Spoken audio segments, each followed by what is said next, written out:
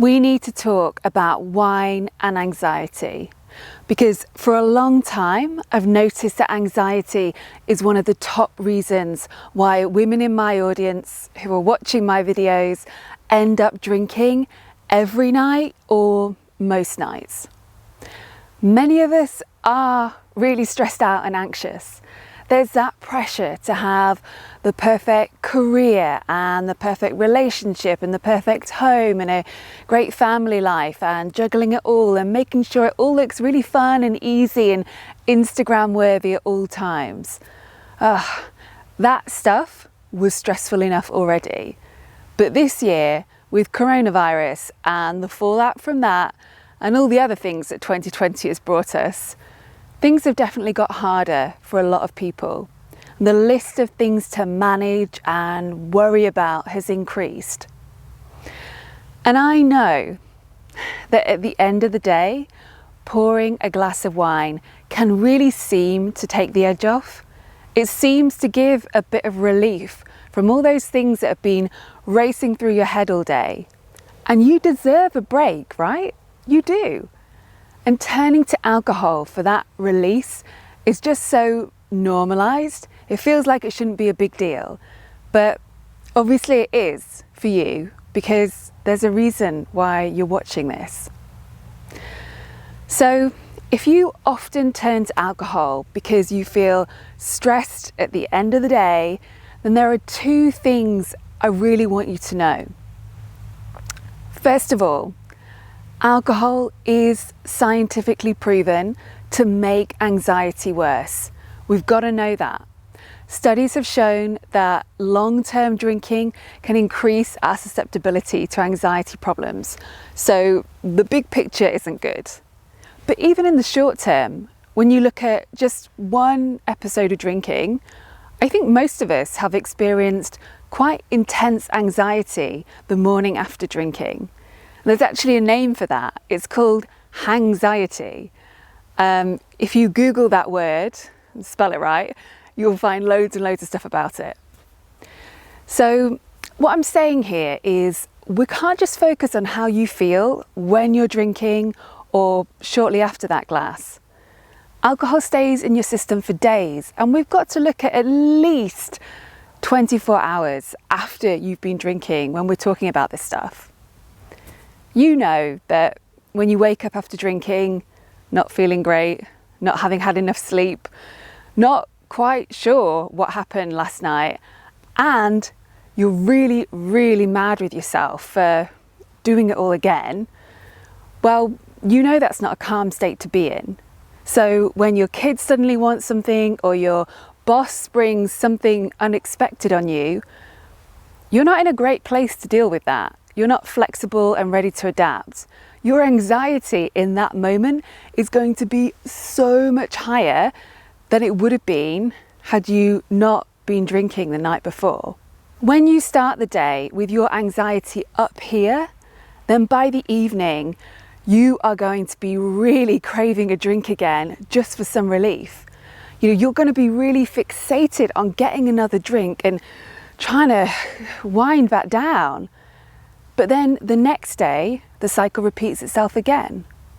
And if you're doing this every day or every few days, it's really easy to miss what's going on.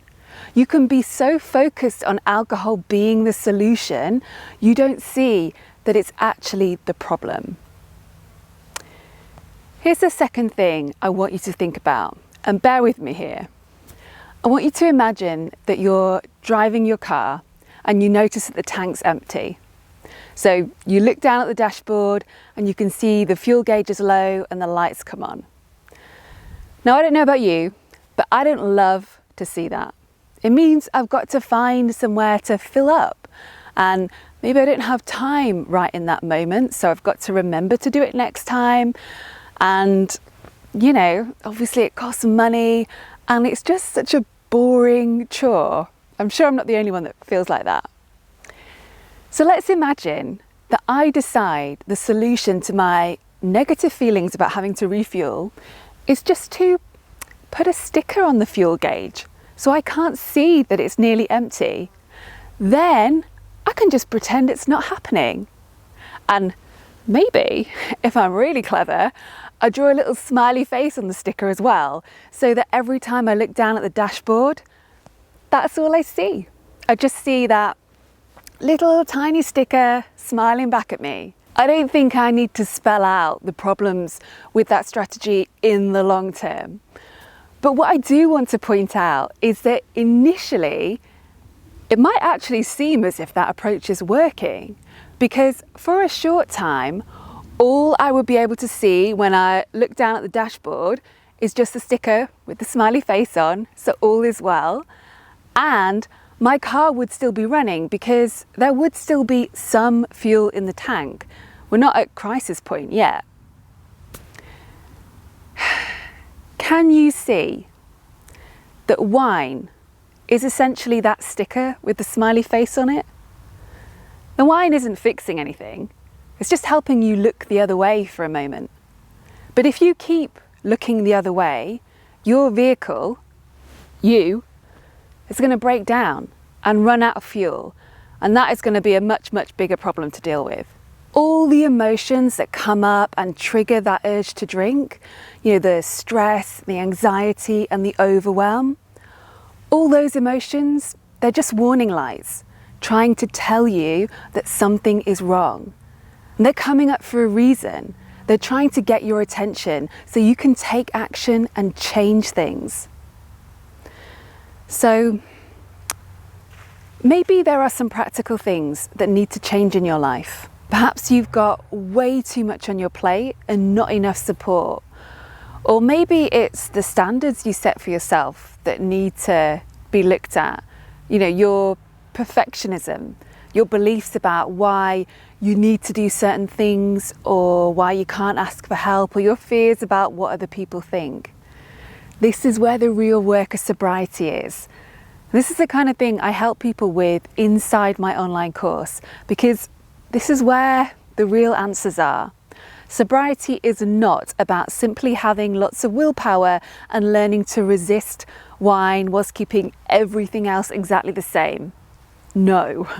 Successful sobriety is about looking at why you started drinking in the first place and tackling those core issues instead. So, when it comes to anxiety, one of the very best things you can do for yourself is to just shift this mindset. Stop seeing alcohol as a solution and a reward and a helper. Stop putting those stickers on your dashboard and ignoring the warning lights. Instead, just know that it's all happening for a reason. This is your body trying to tell you that something's wrong. So I'm Kate B. Wherever you're watching this, please scroll down and leave me a comment. Let me know if anxiety has been a trigger for you and how you're dealing with it now. I'm wishing you a great week, and I'll speak to you soon.